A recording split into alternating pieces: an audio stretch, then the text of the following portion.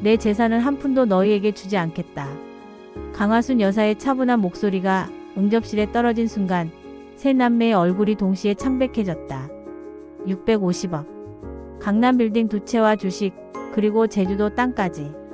지난 6개월간 세 남매가 밤낮 없이 싸워온 그 모든 것이 단 한마디에 사라지는 순간이었다. 어머니, 그게 무슨. 첫째 아들 준혁이 떨리는 목소리로 입을 열었지만 어머니는 손을 들어 말을 막았다. 다 사회에 환원하기로 했어. 서류는 이미 변호사에게 넘겼고 사실 이 폭탄 선언의 뇌관은 6개월 전부터 달궈지고 있었다. 강화순 여사가 건강검진에서 이상 소견을 받았다는 소식이 들리자 세 남매는 갑자기 효녀가 되었다. 첫째 준혁은 20년 만에 매주 집에 들렀고 둘째 딸 수지는 해외 명품 건강식품을 박스째 보냈다. 막내 민호는 아예 회사를 그만두고 어머니 곁을 지키겠다며 본가로 들어왔다. 하지만 그들의 진짜 전쟁터는 따로 있었다. 형, 어머니가 형한테만 통장 비밀번호 알려줬다며? 그거 횡령 아니야? 언니는 어머니 몰래 부동산 등기부 등본 떼봤잖아. 그게 정상이야? 형, 누나 진짜 지금 이러는 거야? 나는 회사까지 그만두고. 매주 일요일 저녁 식사 자리는 미소 띤 전쟁터였다. 어머니 앞에서는 다정한 가족이었다가 어머니가 자리를 뜨면 서로를 향해 칼을 겨누는 이중생활이 반복됐다. 강화순 여사는 바보가 아니었다. 아니, 오히려 너무 똑똑했다. 그녀는 침대 옆 서랍에 공책 한 권을 숨겨두고 매일 밤 자식들의 행동을 기록했다. 6월 15일 준혁이가 내 서재 금고를 뒤지는 소리를 들었다. 모른 척했다. 7월 3일 수진이가 가정부에게 내 일정을 캐물었다고 한다. 병원 가는 날을 알아내려는 것 같다. 8월 20일 민호가 변호사 친구를 집에 데려왔다. 우연을 가장했지만 상속 이야기를 슬쩍 꺼내더라. 매일 밤 공책을 펼칠 때마다 그녀의 가슴은 조금씩 무너져 내렸다. 자신이 평생 사랑하고 키워온 자식들이 자신의 죽음을 기다리는 하이에나로 변해가는 것을 지켜보는 심정이란. 그리고 9월 어느 날 결정적 사건이 터졌다. 3장 마지막 빗장이 풀리다. 수진의 고등학생 딸, 그러니까 강화순 여사의 손녀 지민이가 밤늦게 할머니 방문을 두드렸다. 할머니, 저 할 말이 있어요. 소녀는 울먹이며 휴대폰을 내밀었다. 거기엔 가족 단톡방 대화 내용이 떠 있었다. 지민이를 빼놓고 만든 어른들만의 비밀방이었다. 준혁 어머니 진단서 복사본 구했음. 생각보다 오래 못 가실 듯. 수진, 그럼 빨리 움직여야지. 변호사 통해서 유언장 쓰시게 유도해. 민호 형, 누나, 우리 이러지 말자. 어머니 살아계실 때 잘하면 되잖아. 준혁, 막내 너 혼자 다 차지하려고? 순진한 척 그만해. 그날 밤 강화순 여사는 눈물 한 방울 흘리지 않았다. 대신 변호사에게 전화를 걸었다. 내일 사무실로 가겠습니다. 준비해주세요. 재산 환원 관련 서류요. 어머니, 정신 차리세요.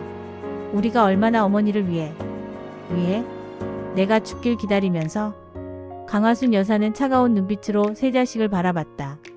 손에는 손녀에게 받은 휴대폰 캡처 화면이 들려 있었다. 준혁은 말문이 막혔다. 수지는 바닥에 주저앉았다. 민호는 변명을 늘어놓으려다 입을 다물었다.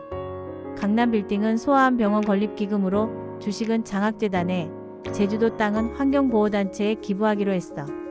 이미 계약했고 취소 불가야. 어머니, 그럼 우리는? 너희는 내가 죽기 전까지 매달 용돈 100만원씩 받아. 그리고 내가 죽으면 각자 1억씩 주마. 그게 끝이야. 650억 중 3억. 그것도 어머니가 돌아가신 후에나 받을 수 있는.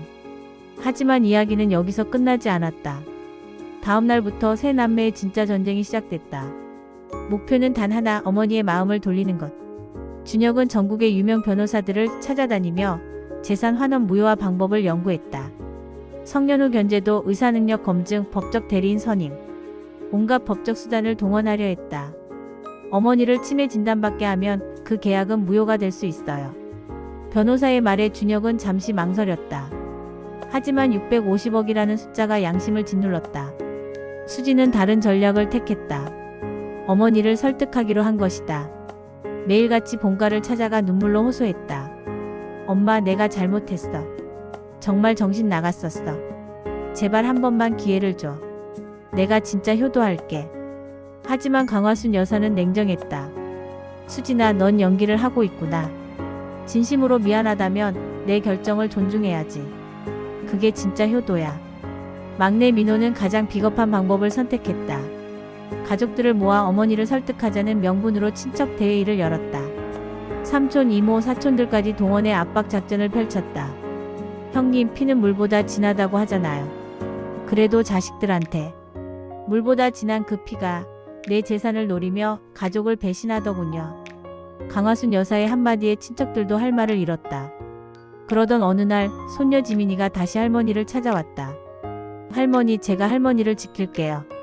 지민아, 저는 할머니 재산 필요 없어요. 그냥 할머니가 행복하셨으면 좋겠어요.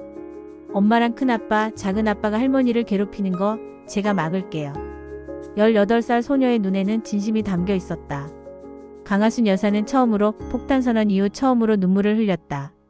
너만이라도 이렇게 자라줘서 고마워. 지민은 어머니 수진의 계략을 일일이 할머니에게 보고했다. 준혁이 치매 진단을 받게 하려는 음모를 폭로했고 민호가 변호사와 짜고 어머니를 속이려는 계획을 사전에 차단했다. 세 남매는 자신들의 딸, 조카가 배신자가 되었다는 사실에 분노했다. 지민아, 내가 지금 뭐 하는 거야? 가족을 배신하는 거야? 엄마가 먼저 할머니를 배신했잖아요. 소녀의 차갑고 단호한 대답에 수지는 말문이 막혔다. 6개월이 흘렀다. 세 남매는 온갖 수단을 동원했지만 결국 어머니의 결정을 뒤집지 못했다. 법적으로도 감정적으로도 어떤 방법으로도 불가능했다. 그리고 그 과정에서 그들은 더 많은 것을 잃어버렸다. 준혁은 회사에서 어머니 재산을 노리며 치매 진단을 조작하려 했다는 소문이 돌아 중역 자리에서 물러나야 했다. 수지는 남편에게 이혼을 요구받았다.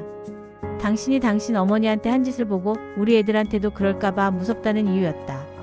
민호는 친구들마저 등을 돌렸다. 재산을 위해 어머니를 배신한 인간이라는 낙인이 찍혔다. 결국 어느 추운 겨울날 세 남매는 다시 어머니 앞에 무릎을 꿇었다. 하지만 이번에는 달랐다. 어머니 재산 돌려달라고 온 거 아니에요. 준혁이 떨리는 목소리로 말했다. 그냥 용서를 구하러 왔어요. 정말 미안해요. 강화순 여사는 조용히 세 자식을 바라봤다. 6개월 전과는 달리 이들의 눈에서 진심이 보였다. 너희들 많이 힘들었구나. 네, 어머니. 재산을 잃는 것보다 너희 자신을 잃어버린 게 더 힘들었지? 세 남매는 동시에 고개를 끄덕였다. 그리고 처음으로 진짜로 울었다. 1년 후 강하순 여사의 건강은 기적적으로 회복되었다. 의사들도 놀랄 정도로 완벽한 회복이었다. 스트레스가 병을 키웠던 것 같아요. 스트레스가 사라지니 몸도 좋아지더라고요. 그녀는 지민과 함께 자신이 설립한 장학재단에서 자원봉사를 하며 지냈다. 세 남매는 각자의 자리에서 다시 일어서려 노력했다.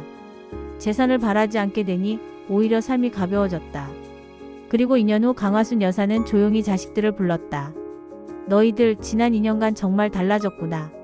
어머니. 그래서 말인데 내가 변호사한테 다시 전화했어. 세 남매의 얼굴이 긴장했다. 재산 환원 계획을 조금 수정했어. 재단 운영자로 너희 셋을 등록했어.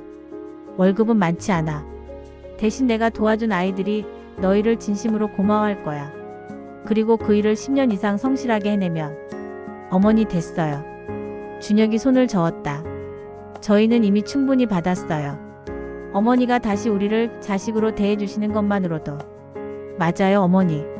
재산보다 훨씬 귀한 걸 받았어요. 수진이 눈물을 닦으며 말했다. 저희가 얼마나 추악해질 수 있는지, 그리고 진짜 중요한 게 뭔지 배웠어요. 강화순 여사는 미소 지었다. 그리고 조용히 말했다. 그게 바로 내가 너희에게 주고 싶었던 진짜 유산이란다.